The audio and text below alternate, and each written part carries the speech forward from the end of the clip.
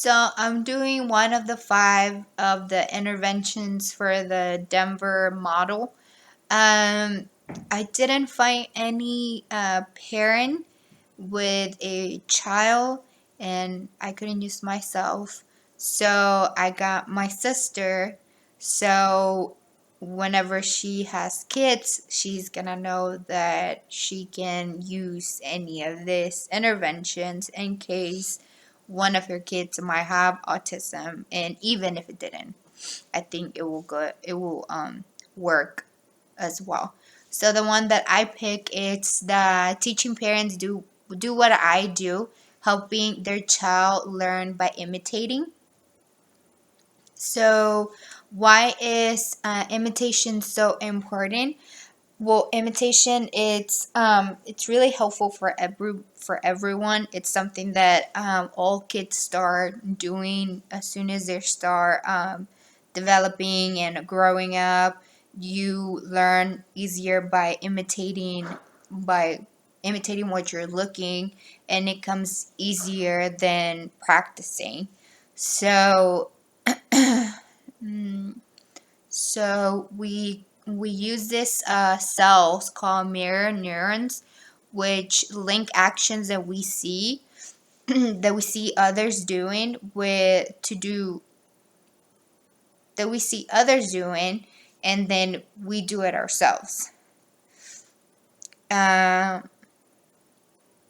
Let me see.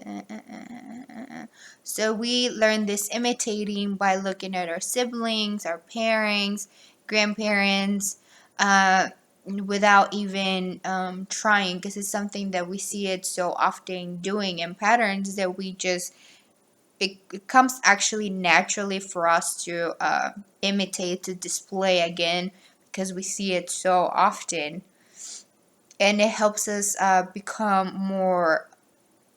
It's kind of like it helps us be more social, to interact more with each other.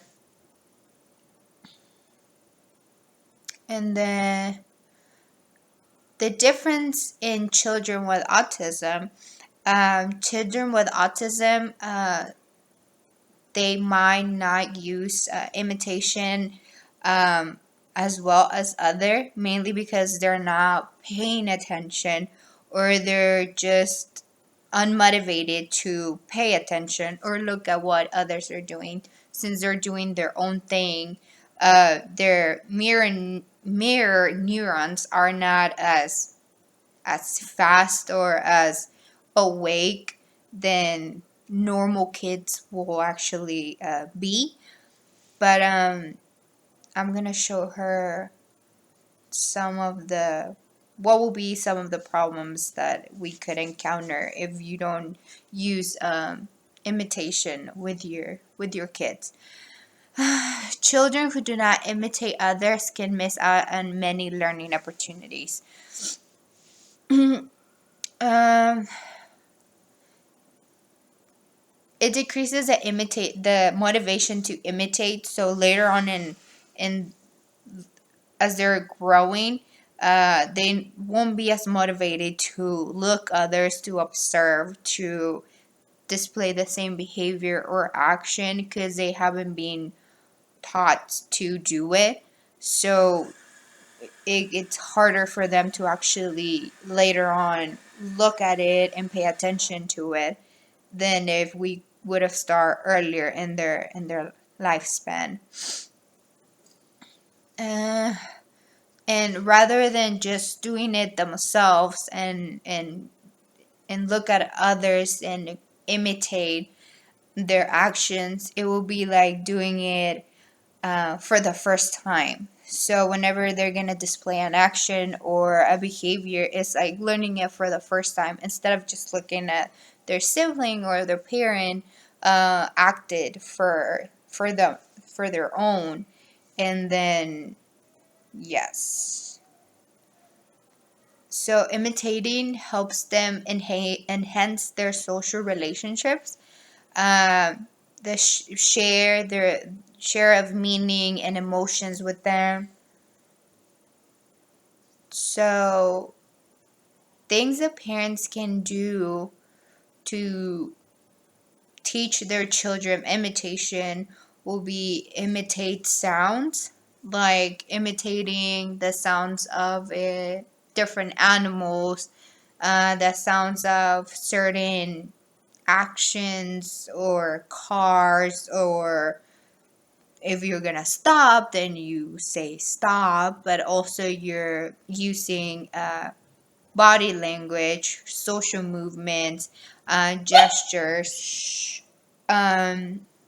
So, I'm sorry.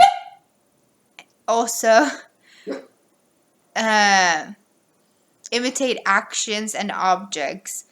That also comes really in handy because you can teach them like brushing their teeth. They can show you when you're brushing your teeth, or how to like introduce yourself, shake someone's hand.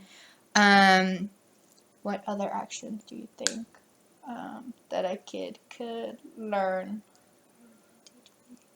Well, I'm teaching you. Just like, what do you think? The kind of action that you can teach a kid by imitating you.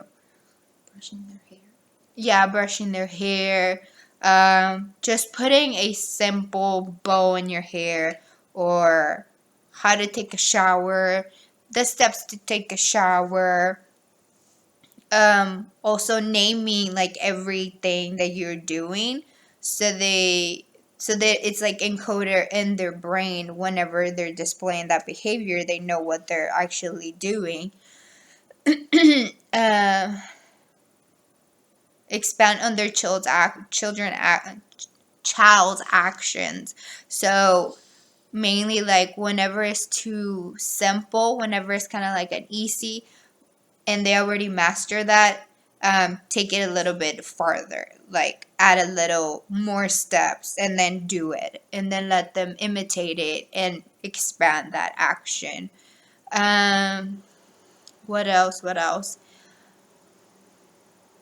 Put imitation games into the joint activity framework. Yeah, you can do that too. I think having fun and adding games, it makes it more easier for kids to engage in an activity, just like imitating. Whenever you're having more fun when you're working with kids, it's easy for them to learn what they're doing because they're enjoying it, instead of they not liking it and just not being in the moment. So whenever you're having fun, you're applying games, they feel more comfortable to do it. So that's the end of this one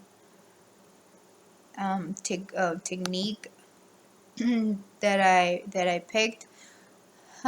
So that's my intervention, the imitation one. So I hope my sister, whenever she becomes a parent, if she has a kid with autism or anything, learning disability or whatever, um, she will know that imitation it's a really good tool that you can use with your kid. And I also have a kid, so whenever she was growing up, I will use imitation with her, for her to like learn to brush her teeth, to brush her hair.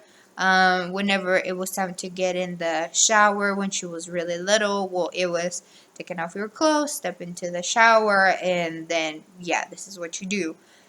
Also, when you potty train someone, it's literally by imitation, because they don't know what potty train is. Like, they're not just gonna sit and go. Like, they don't know what that is for.